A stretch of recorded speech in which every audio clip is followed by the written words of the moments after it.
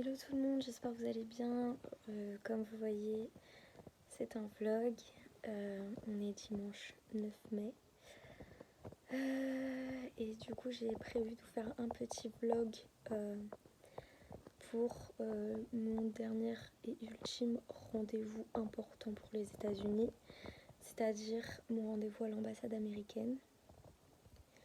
Donc demain, je saurai si j'ai mon visa ou pas. Techniquement parlant, je suis censée avoir mon visa sans aucun problème. Maintenant, moi qui suis tellement poissarde, je m'attends à tout, clairement. Et bref, du coup, demain, grosse journée qui s'annonce en plus parce que le matin, je suis en travaux pratiques à la fac. J'ai un TP de physique.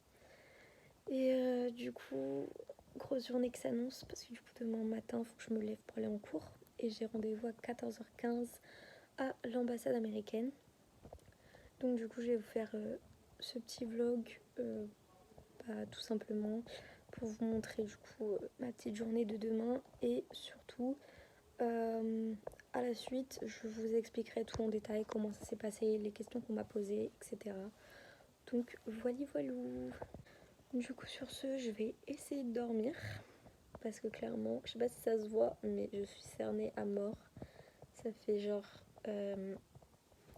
4 soirs à peu près où je dors très très mal justement parce que je suis super stressée et du coup je vais essayer de dormir un peu et donc voilà, du coup je vous retrouve pour vous tout de suite, pour moi demain.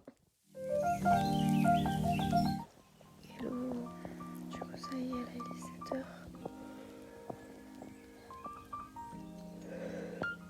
Je vais aller m'habiller, me préparer et y aller.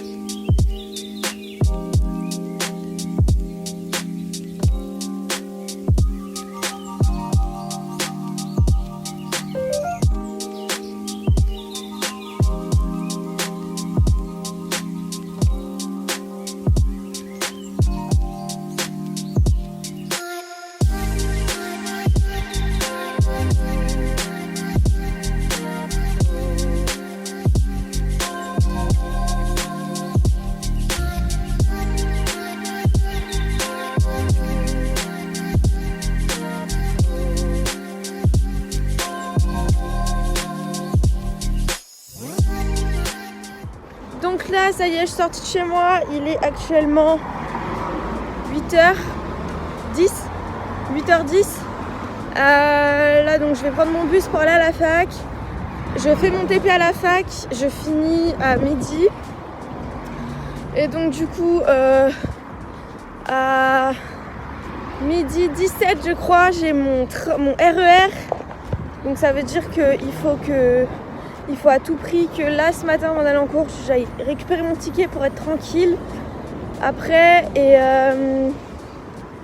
puis comme ça direction Paris juste après, en sachant, je sais pas si vous le savez mais moi je vis en région parisienne donc ça va, je suis pas très loin de Paris, j'ai pas beaucoup de route donc ça m'arrange nickel. Bref, sur ce je vous retrouve tout de suite. Là, je suis sortie du métro. Du coup, là, je vais aller me chercher à manger, je pense. Et puis après, là, j'ai rendez-vous dans 1 heure pour l'ambassade.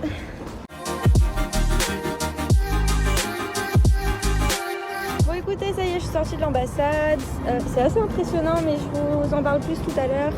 Et du coup, ça y est, c'est officiel. Donc voilà, ça y est. Le départ est officialisé, c'est bon, je suis trop soulagée. Vraiment, c'est une pression qui est incroyable. Et là, maintenant, j'ai un point en moins. Mais du coup, je suis archi contente, j'ai trop hâte. Vraiment, genre, ça va être trop bien. Ok, donc du coup, me revoilà. Donc, je suis rentrée. Je suis rentrée il y a 1 heure à peu près. Je vous avoue, je me suis un peu posée et tout avant de filmer. Mais du coup, donc, je vais vous faire cette petite du coup deuxième partie de vidéo où justement je vais vous expliquer plus en détail comment mon rendez-vous à l'ambassade s'est passé. Donc déjà quand je suis arrivée, je suis arrivée 1 heure à l'avance. Donc je suis allée me chercher à manger, je me suis posée, il y a un petit parc vraiment juste à côté et tout, du coup je me suis posée là-bas pour manger et tout tranquillement sans me presser, etc. Au final le plus long ça a été de trouver un petit coin pour manger. Enfin clairement c'est un peu la Concorde c'est un peu un quartier chic, donc clairement je me baladais, il n'y avait que des boutiques Dolce Gabbana, Hermès, etc. Moi qui voulais un McDo, je voulais me faire un McDo. Mais genre il n'y avait pas de McDo à proximité. Du coup j'ai lâché l'affaire. Du coup j'ai plus mis du temps à trouver quelque chose à manger plutôt que de manger tout simplement. Après mon petit repas, je suis arrivée, donc j'ai commencé à faire la queue. Il y avait très peu de monde, en tout cas pour ma part on était très peu. Je crois qu'il y avait genre 5 personnes qui avaient rendez-vous à 14h. Moi j'avais rendez-vous à 14h15, on était 2. Et les autres ils avaient rendez-vous à 14h30, ils étaient 4 je crois. Et enfin bref, donc on était vraiment très très peu. Donc ça allait assez vite, on attendait dans la rue, etc. Et donc il y a un vigile qui nous a demandé de venir dans une sorte de première tente. Dans cette première tente, tout simplement, ils ont fouillé mon sac, vérifié s'il n'y avait pas de nourriture, de boissons, etc. Vérifié qu'il n'y avait pas de trucs illégaux dedans, je sais pas quoi. Après, ils ont passé, vous savez, les trucs magnétiques là pour vérifier s'il y avait rien sur moi. Après, ce qui est totalement normal, parce que on rentre quand même dans un gros bâtiment très important, etc. Donc bon, voilà. Normal qu'il y ait un minimum de sécurité.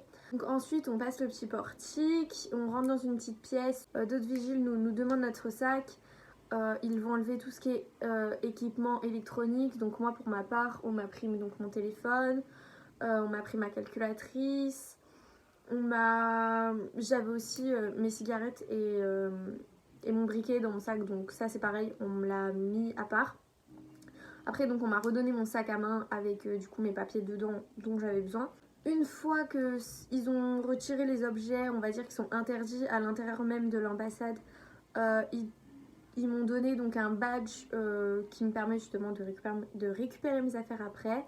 Bref, une fois cette étape-là réalisée, donc on rentre cette fois-ci vraiment dans l'enceinte de l'ambassade.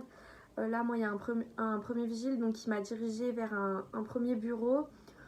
Tout simplement un petit bureau où une dame très gentille d'ailleurs qui a donc récupéré les documents nécessaires. On m'a demandé du coup mon DS 2019, donc qui est ce papier.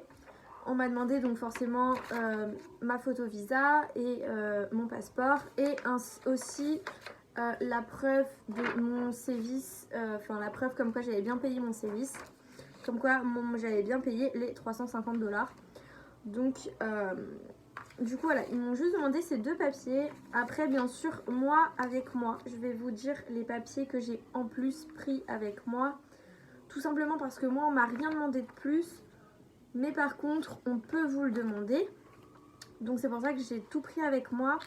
On peut vous demander ces papiers pour simple preuve. Donc moi j'avais pris mon certificat de scolarité pour montrer que j'étais bien à la fac. J'avais pris donc un extrait de compte sur lequel ils pouvaient voir donc que j'avais bien un prêt d'études, parce que en fait vous êtes censé prouver que vous êtes apte à payer vos études. Et donc ce papier, moi il me l'a pas demandé. Maintenant, je vais vous en parler après, mais il me l'a pas demandé explicitement le papier. Maintenant, il peut très bien le faire, il est dans le droit de vous demander la preuve, comme la preuve que vous avez la possibilité de payer votre voyage. La page de visa, comme quoi j'ai bien réalisé le document, etc. etc. J'avais pris ma convocation, ce qui dit qu'il faut présenter la convocation. Personnellement, c'est pas un document qu'on m'a demandé. Mais bon, on vous demande de le ramener, même si moi sur place on m'a pas demandé de le prendre, on sait jamais. La lettre d'acceptation de l'école, comme quoi j'étais bien prise. Voilà, donc des papiers de l'école. Et donc mon passeport, bien entendu. Bref, donc du coup comme je vous dis, tous ces papiers en soi ils sont dans le droit de les demander. C'est-à-dire que je vous expliquerai plus tard, plus en détail. Mais voilà, c'est des papiers en fait qu'il faut avoir pour prouver certaines choses si on vous pose des questions et qui vous le demandent. Et qui vous demandent une preuve. Même si moi voilà, il ne m'a rien demandé du tout, j'ai rien eu à donner. À part, comme je vous dis, les papiers obligatoires pour l'obtention du visa. Mais sinon, en dehors de ces 2 papiers-là, j'ai rien eu à donner. Du coup, la dame donc récupère ces 2 papiers avec mon passeport. Elle met tout avec un élastique. J'attends même pas 30 secondes dans une file. Là, il y a un premier monsieur qui me demande, donc qui me redemande ses papiers, etc. Qui vérifie si sur le passeport c'est bien moi. Qui vérifie donc plein de choses, si les dates de naissance correspondent, etc. Une fois qu'il voit que tout ça correspond, il demande donc mes empreintes digitales. Donc on fait donc la prise d'empreinte, main gauche, main droite, les pouces, etc. Jusque là, en fait, jusqu'à cette étape-là, tout se passe en français. Les gens parlent français, voilà, donc tout se passe vraiment en français. Donc pour ceux qui parlent pas anglais, c'est très bien jusque-là. Vous êtes contents jusque-là. Et après, ce monsieur donc me demande de patienter. Je patiente. Donc une fois qu'une box était disponible, hop, je m'y suis rendue. Le monsieur très gentil. Et là, l'entretien commence réellement. L'entretien, il dure... Franchement, je suis même pas sûre que ça dure 5 minutes. Clairement. Quand on est stressé comme moi, je l'étais, on a vraiment l'impression que ça dure genre 15 ans. Mais en vrai, je pense que ça a même pas duré 5 minutes, clairement. Je lui redonne les papiers que tout le monde me demande depuis le début. Et donc là, le questionnement commence. Il m'a demandé... Bon, après, en vrai, il m'a demandé les questions très classiques. C'est-à-dire qu'il m'a demandé pourquoi je voulais aller aux États-Unis, qu'est-ce que j'allais y faire, où j'allais les faire. Donc on a un peu parlé de ça. Il m'a demandé comment je souhaitais financer, comment je mettais de l'argent de côté et comment je finançais mon départ. C'est là du coup où je vous dis le relevé bancaire peut être très important parce il m'a rien demandé mais il aurait très bien pu me dire montrez-moi la preuve que vous avez bien un prêt étudiant en fait. Tout cet entretien se passe en anglais et donc du coup il me demande, donc il me pose tout ça. Après il me demande bien sûr qu'est-ce que je compte faire à mon retour en France. Donc voilà, je lui explique qu'à mon retour en France, je vais poursuivre mes études, trouver un travail. Il me demande dans quel domaine, dans quel domaine j'aimerais travailler. En vrai, j'ai pas eu grand chose à... J'ai pas eu énormément de questions, mais en fait, moi, mon problème, c'est que j'avais du mal à m'exprimer. Pourtant, je parle bien anglais, mais en fait, avec le stress, je sais pas pourquoi, je perdais mes mots, en fait, je perdais mon vocabulaire. Genre, je savais comment faire ma phrase, etc., mais j'avais pas les mots, genre, précis. Du coup, c'était assez perplexe. Après, l'avantage, c'est que si vous parlez pas très bien l'anglais, vous en faites pas. Vous pouvez parler français. Maintenant, il faut leur montrer aussi que vous êtes là pour aller dans un pays où on parle anglais, donc en fait il faut leur montrer que vous allez faire l'effort de parler anglais clairement. Du coup moi donc voilà, comme je vous dis, il y avait certains mots, ça a bloqué, mais après comme je vous dis le mec en face de moi parlait anglais, donc enfin il parlait anglais mais français aussi, donc forcément moi les mots de vocabulaire genre où je buguais genre il m'a aidé, il m'a clairement dit ouais ok machin. Après à un moment donné il m'a dit si vous voulez on peut parler français, ce sera peut-être plus simple et tout. Moi, je lui ai montré que non, vas-y, moi, je vais aux États-Unis, c'est pour parler anglais, en fait. Donc, clairement, je lui ai montré que... Je lui ai dit quoi? Je lui ai dit non, moi, je veux parler anglais, en fait. Vous êtes mon premier exercice, clairement. Genre, si je pars dans votre pays, en fait, c'est clairement justement pour apprendre votre langue. Donc, si, en fait, dès le départ, on parle français, ça sert à rien, quoi, limite. Donc, du coup, je lui ai dit non, c'est pas grave, genre j'ai des progrès à faire et tout, mais c'est justement pour ça que je vais chez vous. C'est justement pour ça que je veux partir en fait, pour ne plus avoir ce problème là. En gros, c'était à peu près ça les questions. Donc à ce moment là, donc toutes les questions sont terminées. Là il me donne donc juste mes 2 papiers, il garde mon passeport. Au moment où il garde mon passeport, je comprends clairement que là ça y est, c'est officiel, je vais avoir mon visa. Vu que j'habite en région parisienne, du coup moi j'ai eu l'occasion donc soit de payer pour qu'on me le livre, soit d'aller directement le chercher. Clairement je suis pas si loin que ça, donc autant que j'aille le chercher moi-même en fait. En quelques jours donc on va m'envoyer un mail pour me dire de venir le chercher à l'ambassade directement. Et puis une fois que ça se sera fait, je pourrai enfin passer à l'achat de mes billets d'avion. Donc c'est super cool. Les billets d'avion, pourquoi j'ai attendu? Tout simplement parce que je savais pas en fait vraiment, avec le Covid et tout, en fait je me suis dit ça se trouve genre je sais pas, genre ils vont mettre grave des restrictions sur l'obtention des visas et tout, genre je sais pas, en fait j'étais trop parano et Et du coup, bah, genre, je voulais pas prendre mes billets d'avion maintenant et tout, avec la situation sanitaire, etc. Je savais pas trop ce que ça allait donner. Maintenant, j'ai mon visa et tout, donc ça y est, je peux reprendre mon billet d'avion. Donc là, ça y est le plus gros. En vrai, là, j'ai plus qu'à attendre. En fait, clairement, à part l'achat des billets d'avion, j'ai clairement plus qu'à attendre mon départ. Morale de l'histoire, clairement, j'ai stressé, mais des jours et des jours à non pas dormir, à genre super mal manger et tout. Tellement j'étais stressée, je dormais super mal, etc. Ça me fait grave un poids en moins. Et du coup, je suis hyper contente. Et vraiment, si vous avez l'entretien, franchement, en fait, c'est stressant. Je l'accorde, c'est super stressant. Mais ça sert à rien de stresser. Clairement, genre, ça sert à rien du tout de stresser. C'est vraiment inutile. De façon générale, les gens étaient super gentils. Et vraiment, genre, en fait, il n'y a pas du tout de quoi stresser, quoi. Genre, en plus, ça dure vraiment. Franchement, je suis rentrée à 14h15, même plus, parce qu'il était un peu en retard. Donc, et je suis ressortie, il était genre 15h. Donc, vraiment, ça vaut pas du tout le coup de stresser pour 30 minutes. En tout cas, pour ma part, c'est fait, c'est enfin fait. J'ai mon visa. Mais en fait, vous vous rendez pas compte. Genre, pour moi, c'est un aboutissement de ouf en fait. Je réalise pas, mais genre, à chaque fois qu'il se passe un truc et tout, je commence à réaliser et tout, à me dire putain, ça y est, c'est pour bientôt et tout. Et puis en fait, dans 2 jours, genre, limite, j'aurais oublié quoi. Genre, et puis je vais y repenser quand je vais aller le chercher. Et puis en fait, genre, je réalise, mais à chaque étape cruciale, mais en soi, je pense que de toute façon, je pense que je réaliserai en fait, enfin, je réaliserai en vrai que quand je serai là-bas. Clairement, genre je peux pas réaliser à 100% tant que j'y suis pas.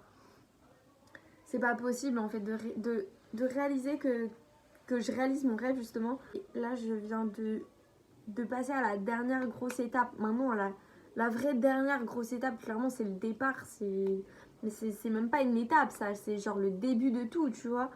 Bref, du coup j'ai trop hâte que vraiment cette aventure commence pleinement. Même si elle a déjà commencé il y a 1 an. Vraiment, genre pour moi, il n'y a rien de concret en fait tant que j'y suis pas. Clairement, genre ça y est, j'ai mon visa. Genre je vais vraiment partir. Genre j'ai trop hâte. En tout cas, j'espère que cette vidéo vous aura plu. Donc voilà, si vous avez des questions, n'hésitez pas à me les poser en commentaire ou même sur Instagram. J'y réponds, il n'y a aucun problème. Du coup, si vous voulez suivre plus de mes aventures, même si je suis pas encore partie, mais si vous voulez suivre plus de mes aventures et tout sur Instagram, je vous invite vraiment à me suivre donc sur mes réseaux sociaux. Bref, sur ce, je vous retrouve très vite pour la suite de mes aventures et je vous dis à la prochaine. Ciao.